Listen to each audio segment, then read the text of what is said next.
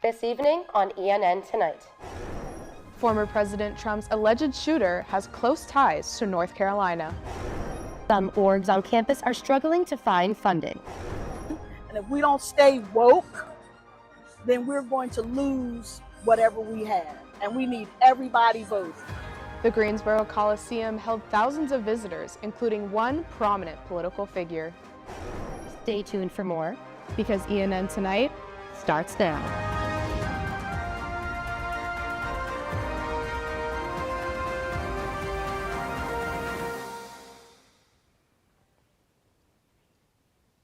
Good evening, and thank you for joining us for ENN Tonight.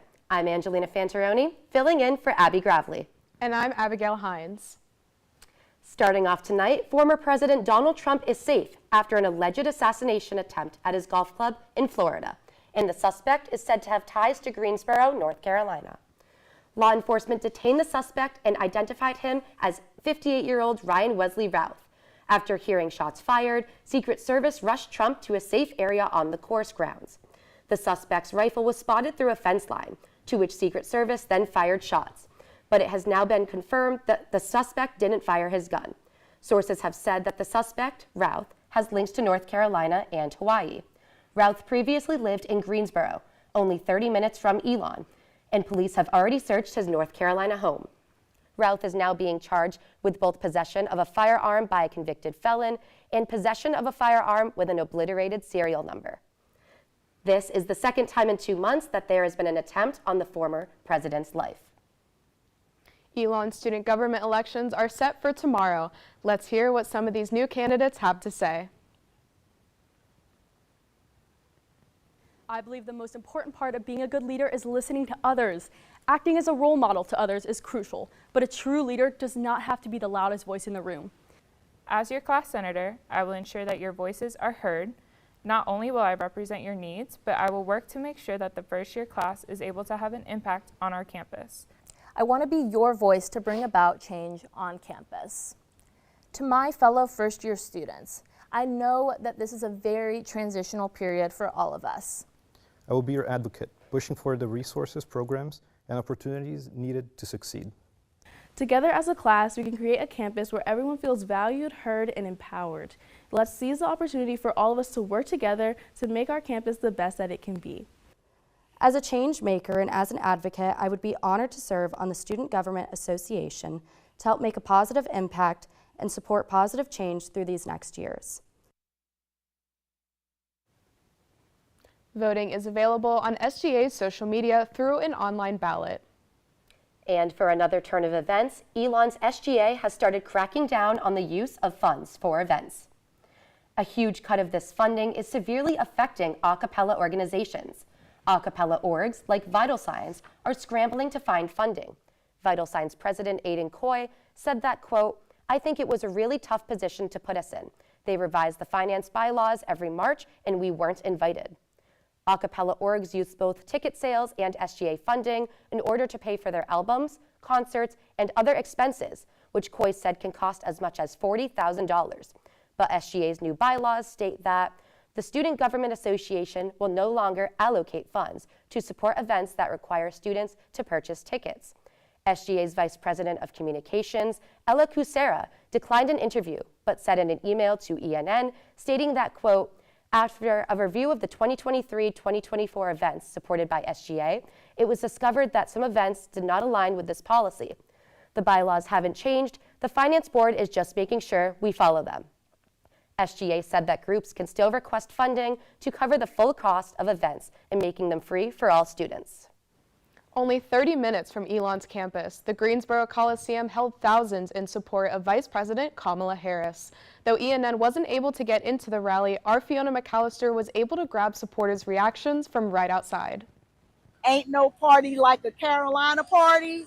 That's what it felt like in there, a North Carolina party. Vice President Kamala Harris showed her North Carolina spirit by visiting both Charlotte and Greensboro in one day. And supporters in Greensboro had lots to share about her visit. She's a very relatable person, and as a Black woman, it would just be so refreshing and to just see her as president. I mean, it was awesome. It was only a 30-minute drive, and we really just wanted to be here to show our support for the Democratic Party and just show our pride for this election coming up. I believe that Kamala Harris and Tim Walz are the people that we need to move this country forward. As this election is approaching, Harris supporters said they're excited to vote, especially after seeing what she had to say. I don't even want to be their friend because I think it's a disgrace that you don't vote, especially if you're Black. I got a chance to vote in the last election, so this is my second year to be able to vote. So I'm just trying to see what's the word for real, you know, what she got to offer. Harris closed her rally having supporters amped up with encouragement for this upcoming election. We don't pay attention, and if we don't stay woke, then we're going to lose whatever we have, and we need everybody voting. Fiona McAllister, ENN Tonight. With their support behind her, many at this rally have faith in Harris for this election. Elon's registrar saw an unexpected decline. See under which category next. And I'll have your 5-day forecast right after the break.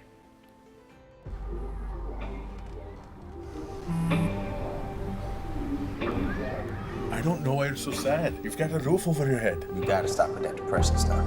That's what white people think. You alright? It just feels like it's coming from everywhere.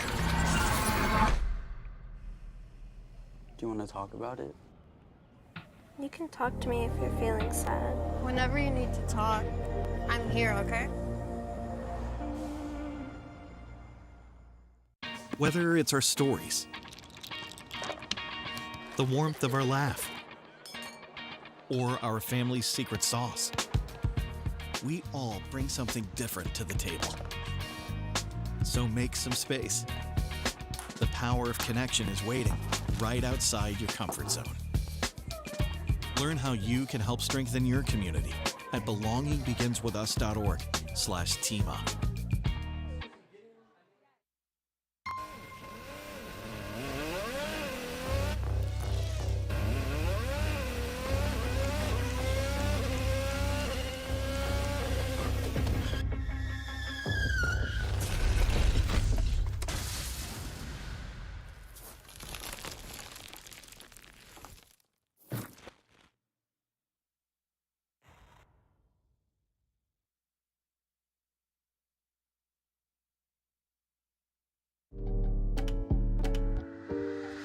There's only one thing that will save somebody's life, and that is naloxone nasal spray. Get 911 on the phone, get the emergency responses there on their way. Once Upon a Time is right now. Escape to the Renaissance Festival, a time-traveling adventure. Saturdays and Sundays, October 5th through November 24th. There's music, comedy, circus entertainments, jousting, nights, the living mermaids, and a feast all rolled into a non-stop outdoor family adventure. Tickets limited while supplies last. Online only at renfestinfo.com. Hate is loud, but love is the majority.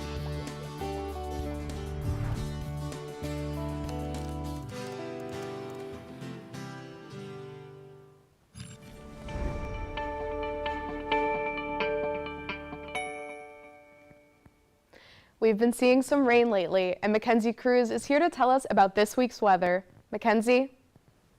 Thank you, Abigail. As you can see over here, remnants of Hurricane Francine are dissipating up the middle of the country. And when we turn over to Elon right here, you can see a huge concentration of precipitation. That is from a tropical rainstorm heading our way today into tomorrow. These dark green counties right here where we are mean a flood watch. The lime green counties over here is a coastal flood warning, and these red counties are flash flood warning. The tan means a wind advisory, which we also have into tomorrow. And we're going to see more rainy weather this week in your Phoenix 5-day forecast. Tonight we'll see a low of 64 and 20-mile-an-hour winds with more rain and a flood watch until tomorrow morning at 8 a.m. Tomorrow will be similar due to the tropical storm that we looked at earlier, and with that we should expect more pretty high winds. Wednesday should calm down a bit with some sun and a chance of rain, but still humid with a high of 76. Thursday will have a high of 78 and sun with a chance of showers and humidity around 70% for that day. And to end the week, we'll see mostly clouds Friday and Saturday along with a high in the 70s. That's all I have for you today. Now back to you in the studio. Thanks for that update, Mackenzie. The Office of the Registrar has released its Fall 2024 report. This report revealed a 7.4% decrease in first-year enrollment. In a statement released by VP for Enrollment Greg Zeiser, he said that there were a few reasons for this decline. One being, quote, "There's no doubt that the FAFSA delay impacted enrollment for all schools. In fact, most schools did not get aid offers out until much later in the cycle." Zeiser said that despite this delay in financial aid, Elon reached their goal of having between 1,600 and 1,700 first years. Though there was a severe decline, Zeiser said that he is excited that this newest class is the most diverse in history. One Elon club sport has nearly tripled its size this year. I was able to dive deep into what this club is serving. Elon's Club Pickleball has officially started the school year with nearly 300 members signed up to play. First-year students say they're excited to continue their hometown hobbies at Elon. And I play pickleball at home with my team, so I was just excited to find new friends here. It's just something we did back home. It's something we get to do. To meet people, just go out, have fun for a little bit. President of Club Pickleball, Anjolina Alvarez, says players of all skill levels have joined the team, and she's happy to help beginners learn the basics of the game. That was great! And you got it in the square. The club is currently focused on improving their skills and learning the game, but Alvarez says she hopes they can form a team in the future. As soon as we get that formed and we get them to know each other and learn each other's strengths and weaknesses, then we can go and become a team. Maybe we'll become like a team pickleball rather than a club, or we'll have a little bit of both. Alvarez says it's about more than what happens on the court. My favorite thing about pickleball is definitely that it's a fun sport that you it keeps you entertained, and you can always get better, and you have the social aspect where you can make a lot of friends and have a nice community around you, but it's also something that you enjoy doing. Club Pickleball has high hopes for the future and may be playing in pickleball tournaments soon.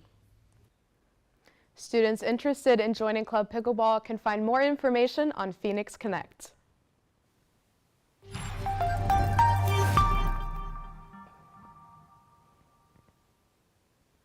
Elon football played their home opener against the Western Carolina Catamounts this Saturday. And ENN's Kathan Gandhi is joining us in studio to give us a play-by-play on what happened during this game. Thanks, Anjolina. Though the energy was high in the stands and the tailgate had lots of Phoenix spirit, Elon fought a tough battle during this game. I was able to catch both the players' and coaches' reactions after this match. Now, let's take a look at the ups and downs this game had to offer. The Phoenix came into this matchup playing a winless Western Carolina team. After striking first with a quick touchdown, Elon had the chance to score again and take a 14-0 lead. That's when Elon quarterback Matthew Downing threw an interception. And I have to be better at playing quarterback. You can't get down the red zone and turn the football over. Downing's interception was the first of many mistakes. Elon's punter fumbled a snap, which led to a Western touchdown. Elon's offense struggled to maintain consistent drives. Staying on schedule on first and second down, that's the easiest way to sustain drives. Get you in third and manageable and medium is the best way to do it. Despite the setbacks, Elon had the chance to tie the game with a field goal in the fourth quarter. That's when the Catamounts leaped to the ball, blocked the kick, and returned it for a touchdown. This is week 3 of the football season. There's a lot of football left. This football game will not define our program. We will grow from it. After a tough 24-17 loss, the Phoenix now move on to next week, where they face the ETSU Buccaneers at home. Kathan Gandhi, ENN Tonight. Elon's matchup with ETSU will start at 6 p.m. next Saturday. After the break, Elon is welcoming a new restaurant to town. Coming up, the American Red Cross needs all the help they can get. I don't think that many kids in my son's school even do it. He makes fun of his friend who vapes. He would never try it. to soccer. She's on the honor roll. She's just not the type. No way. No way. No way. No way, my kid would never vape. Get your head out of the cloud. Today, nearly 8,000 kids will start vaping. Maybe even yours. Learn about the dangers at talkaboutvaping.org.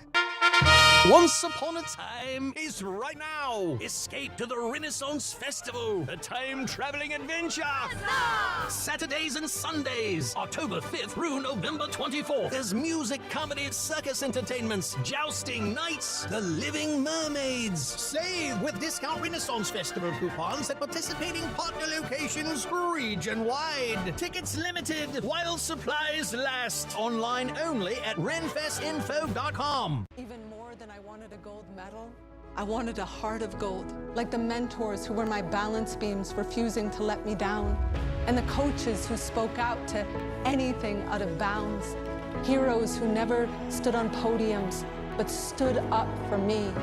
Every shot I made, give the assist to those who since my youth were referees, ready to blow the whistle and end abuse. I rescued Toast from a shelter in 2011. I love Toast because she's a lazy diva. Toast does whatever she wants, obviously. She's sleeping right now. She's an epic snuggler. She's so comforting. She's so loving. Toast makes me laugh. When I walked into the shelter, I knew right then that she was special.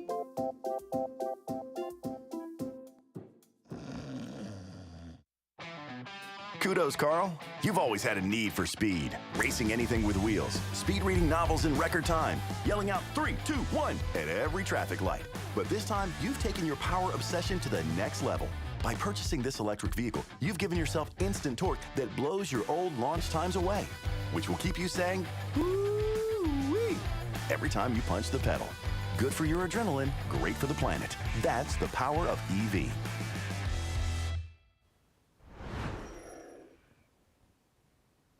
The town of Elon might have heard some construction recently. Well, that's because a new restaurant is in the making. ENN's Fiona McAllister was able to get inside and see how this process is going.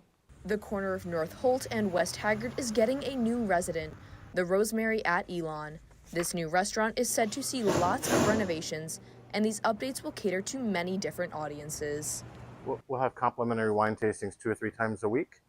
We've got 3 wine clubs in Burlington that are going to be meeting here weekly, 10 different wine purveyors, and probably 1,000 different sources. To go along with features like the bar, the Rosemary's food is said to be inspired by personal experiences. Being that way as a kid, every 2 years we moved, so you had to change to your environment to make friends, and that's kind of comes out in our menu and what we do. Both Bates and Armstrong think the Elon community will love their variety. We hope to showcase student artists, student musicians, and bring the fine dining. I think the students will respond well to it. And then certainly for every day, the casual dining options, the pizzas, the wings, the tacos. Since we have a bar, we know that it's going to be a popular spot. We hope when the parents visit, they'll have another restaurant to come to. And even from 9 o'clock in the morning, their breakfast section has tons of options to choose from. The coffee, the juices, the smoothies. And these cases are going to be filled with, stuff for the bowls, fruits, cut fruits, whole fruits, wraps, sandwiches, salads, soup. The Rosemary at Elon is set to open in the next 3 weeks. Fiona McAllister, ENN Tonight. The Rosemary will be taking over the empty area connected to Park Place at Elon. A nationwide blood supply shortage has affected people all over the country. And here in North Carolina, they're seeing a drastic decline. ENN's Charlotte Fobby has been following this story and has more to tell us about what we can expect. Heather Frazee still remembers the first time she donated blood. I remember going home and telling my husband, I'm like, I can't believe I waited so long because it was not that big of a deal. Frazee says she shares her experience to inspire others to donate blood, especially during the current blood shortage. In July, the American Red Cross reported a 25% decrease in its blood supply. Frazee says the summer is typically a slow time for collection, but this is the lowest the Red Cross has seen in 20 years. Blood can't be manufactured. It can't be stockpiled. So it really is important. The only way we can get that is to have individuals come out to donate. The Red Cross collects a third of its blood supply from drives at high schools and colleges. We try to do t-shirts, we try to do snacks, we try to do raffles, everything to get the students involved. I mean, just to start as early as you can so we can have the long-term donor. While t-shirts and snacks get people to donate, the Red Cross's app provides a virtual motivation for donors. I like to track where the blood goes because it does let you know that, and so sometimes it's local, sometimes it's a little far out, so it's nice seeing where it goes and it's put to good use. The American Hospital Association states that only 3% of eligible Americans donate blood each year. Frazee says she wishes more people would understand that donating 1 bag of blood can help up to 3 people. The foundation of it is that person needed blood for some reason, and it was there when they needed it the most. Charlotte Fobby, ENN Tonight. To learn more about donating blood, call 1-800-RED-CROSS or visit the American Red Cross's website at redcross.org. Elon celebrated the kickoff for an exciting month ahead. See all the fun up next. Hear that? That's the sound of your life. Perfectly imperfect. But every time you drive after drinking, the music gets drowned out. Your life sounds pretty great. Don't let a buzz ruin it. Buzzed driving is drunk driving. Don't drive buzzed. In 4 days. There was an old woman who lived in a shoe. She had so many children. She didn't know what to do.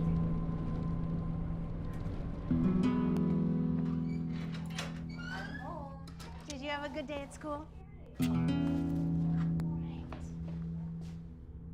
She gave them some broth without any bread. There you go.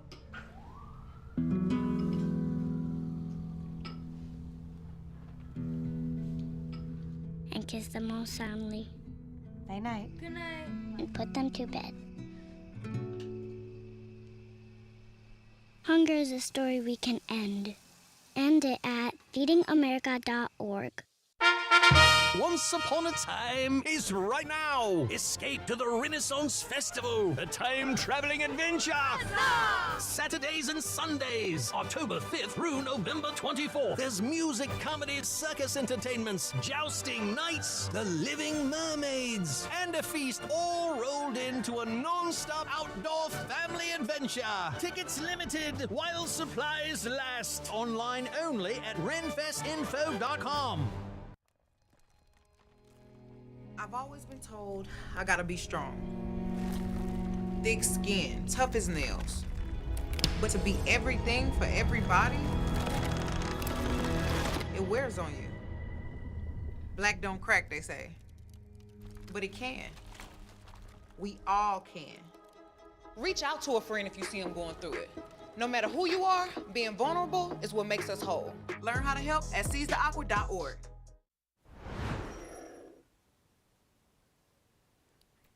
Jeep cars are seen all over campus, but in Cedar Rock Park in Burlington, these Jeeps support a unique look. Our Charlotte Fobby was able to capture the creative nature of these cars.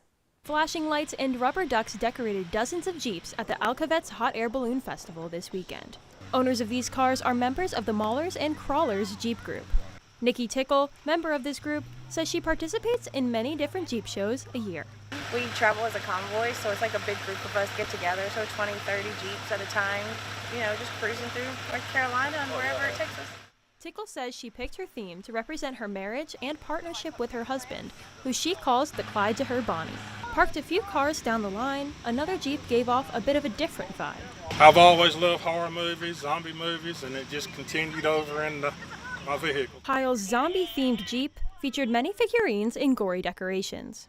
Some of the zombies I like where they got motion, like that one does peekaboo with you, and the kids love it, you know, and until they see the eyes and they're like, whoops, I don't know if I like it or not. So Even with their very different decorations, each Jeep included rubber ducks on some part of the vehicle. The kids love them. That's what my stuffed animals are for the kids. They like to take pictures with them, play with them. Jeep owners at the event spent time admiring each other's decorations. Heil says helping others through events like these are common for the Jeep community. The Jeep community, they stick together, and like you said, it's a fundraiser for veterans, and they do fundraisers for children's groups and everything. So when Jeeps do something, they do it. Charlotte Fobby, ENN Tonight. Those were some spooky decorations, perfect for Halloween being right around the corner. Lots of students and faculty came to Alumni Gym in celebration of Elon's annual Hispanic Heritage Month kickoff. ENN's Nia Bedard has more on this event. Students, faculty, and locals came together to kick off Hispanic Heritage Month. It's definitely, the kickoff is like one of the most important events because it's the first one and it's the biggest one. And there's, we planned this ahead of time, a long time ago too. So it's all of our efforts here. Just this event alone was weeks and weeks of prep. We had to contact dancers, we had to contact catering and food, and we had to do a lot of cooking. Like a lot of the things that you see were cooked by the student coordinators. So. Students say that events like this help bring the Latinx and Hispanic community together and educate others about their culture. I think Hispanic Heritage Month is a great opportunity and a great time for us to really, especially since it's towards the start of the year, to really lay a foundation for who we are, not only as an organization, but as an Elon community of Latino people, especially because we're at a PWI, so there's not that many of us, but we're still very strong and very connected with one another. It's super important to bring the community together when we can, and events like this facilitate that, as well as integrate towards non-Latinx and Hispanic identifying students, and they learn more about our culture and are more aware of where they are. For more on Hispanic Heritage Month, look out for the pendulum this Wednesday. Nia Bedard, ENN Tonight. Also this Wednesday night, Jarabe Mexicano will perform in McCrary Theater. The band performs a mix of Mexican folk, rock and roll, Latin rock, and more. Admission is free for those with an Elon ID and $15 for those without one. Tickets can be purchased online at elontickets.com. Well, that's all the news we have for you this evening. Thank you so much for joining us. Head over to our website, elonnewsnetwork.com, for stories, sports, and more. And make sure to follow us on social media at Elon News Network. Have a great night, Elon.